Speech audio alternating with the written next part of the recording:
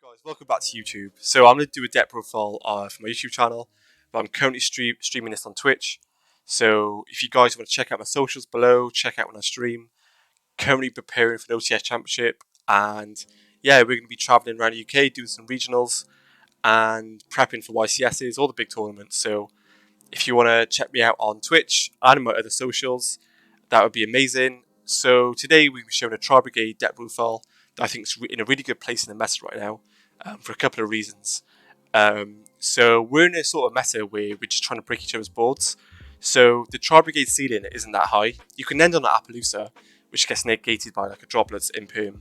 You can even get an Nibiru, which like lowers the attack of the Appaloosa. So there's ways to get around it, but I think because Tri-Brigade is such a well-played deck, everyone knows how to play Tri-Brigade. It was probably like the best deck, or like top 3 decks for the last 2 or 3 formats.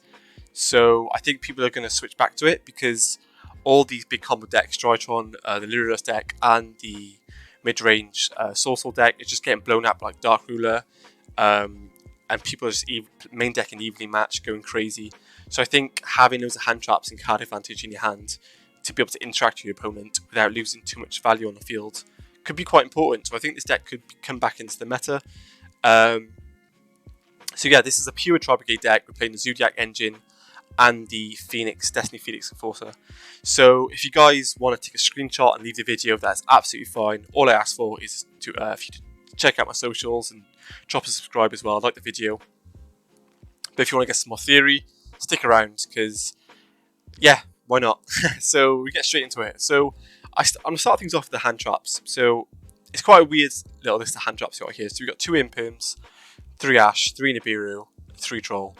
So Impermanence gives us effect negation going second, and it can be good as drawing a 6th card. We only play 2 though because we play Droplets, which is even stronger going first. So 2 Impermanence, 3 Ash because it hits Destiny Fusion, Red Eyes Fusion, hits a lot of things in the format where the other hand traps don't. So I think Ash is quite important in this format. You could cut to play it. A lot of people are just cutting it completely. But I would like the safety net where we play enough hand traps anyway. And it gives us more coverage. So I like Ash's format. Nibiru is probably the best hand trap this format. Is it better than Droll? Potentially. I feel like it hits 4 of the top 6 decks. So, and it's like a blowout as well. It's not just like it hits and like they can play through it. Some decks can play through it, like we've seen the Lyrus deck play through it. But if you can like bluff it or just like make out that you don't have it and make them overextend and commit, it can be insane. So I feel like it's really important to play this format, either main deck or minimum side deck. Minimum. Droll obviously is insane against like Dragon, Drytron. Can hit like Soul Sword. Insane against the Lyrus deck as well, so I think it's another insane floodgate. It's like a high impact hand trap, which we want to try and play this format to give us like a chance against the insane sort of surge of these new like high ceiling decks. So yeah, Droll's insane, and then obviously the standard Tri-Brigade engine of kit, 3 Fractal, 3 Kit, 3 Nerval, 2 Karuuda because we're playing pure Tri, and then a little small Zoo package because it's insane going second. And if you open a Karuuda, you can just do Zoo stuff with it, and then try to Zeus your opponent, and then special Karuuda and do Tri stuff. So just a little package because it's searchable. And then we play obviously the Fusion Destiny package, which in my opinion is actually like really insane in this deck because you can pop a lot of cards on your fields, and then it trigger effects, or you can just like trade it for value, simplify the game state with the hand traps, and that's where Phoenix Enforcer becomes insane in a simplified game state. Where your opponent's struggling to get advantage, just being able to trade 1 for 1 and then have it come back, or you like trade your opponent. So technically, the neg 1, like every turn, it should just win you the game on its own, and then you can like access code like for game. So yeah, this package is insane with the hand traps. 3 Prosperity. I was going to cut 1 and then play 40 cards, but I liked having the 41 because we play the 2 bricks, which we don't normally play. In pure Tri, so I think it's probably important to play 41 because mathematically gives a chance not to draw them, but knowing my luck or knowing most people's luck, we'll still draw them anyway. I think 41 gives us like a small chance where we don't draw them like every match. Because we're playing like, if we're playing high rounds, it's like 7 rounds plus. There's like a small percentage where we don't draw. You should open at least one every match. So it's like a small percentage where we don't open one for a match if you're playing 41. It's small, but if you're playing bigger tournaments, it can make the difference. Droplets, because it's probably the best staple in the game right now. It's just like insane. I think Dragoon might start to come back into the format as less people expect it to be played. So I think it might be important to main deck droplets for the foreseeable.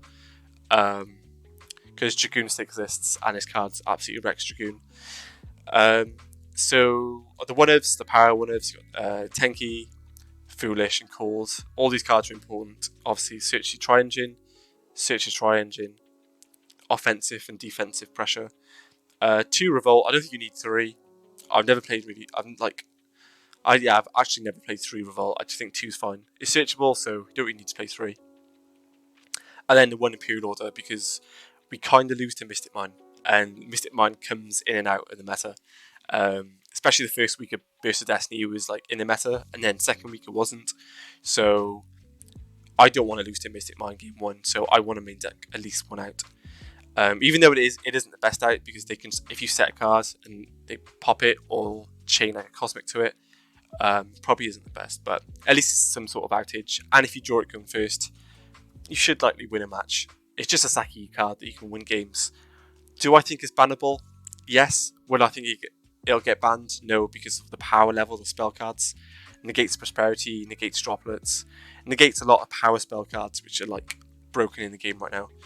We'll go for the extra deck, then we'll go to side deck. So 1 Almirage, obviously, 2 Ferrigit, 2 Shrek, 1 Bearbrum, 1 Rugal, double Dragon Lords. I think these cards are like really standard and important. Obviously, Appaloosa, Access Code. This is really standard for a Tri-Brigade deck. Phoenix Enforcer, obviously, because we played the Fusion Destiny package. I like it in this deck. And then the Zodiac package for going second, and that's why we play the little Zodiac engine. So extra deck is like really standard. I don't really need to explain much, but if you have any questions about anything, just drop them in the comments. And then for the side deck, playing 3 anti-spell, because I think it's just like the go first card. Judgment, I think it's insane, but you get more value off an anti-spell because it could potentially turn off your opponent's 50% of your opponent's hand, 40%, 20%, up to 100% of your opponent's hand. So I think it's just an insane card to play right now. Dark Ruler can literally out the entire low list board. And Drytron turns off Ultimateness, turns off Sortal, go first deck, go first board. So yeah, this card's pretty good. Twin Cosmics, back row hates because we don't want to lose to Altergeist. No one likes losing to Altergeist, so we want to play these cards because Altergeist does actually have a surprisingly good match against his deck. And then Lancia for the mirror match and for Phantom Knights, which I think Phantom Knights are actually insane. They have to play like a lot of bricks, but I've seen like good players play Phantom Knights, and I'm like, wow, this deck's nuts. But like the average player play it, it's bad, but I feel like good players when they play Phantom Knights it's just an insane deck, so we don't want to lose to that. So we side deck the Lancia, and it's generically really good as well. So yeah, that's the deck, guys. Really appreciate you watching. Check me out on Twitch. I'm currently streaming this, and yeah, I'll see you guys in the next one.